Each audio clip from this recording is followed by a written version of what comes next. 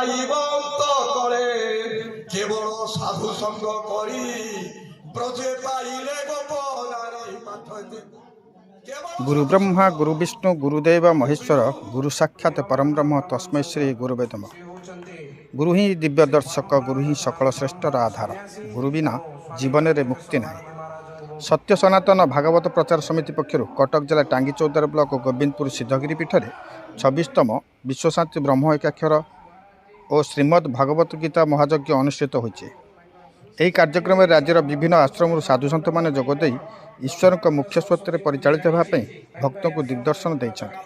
ईश्वर के बिना जीवन मोक्ष नहीं बोली परिप्रकाश करते समस्त साधुसंत बाणी और भगवान का नाम सिद्धगिरी पीठ समेत स्थानीय अंचल चलचंचल हो उठिला।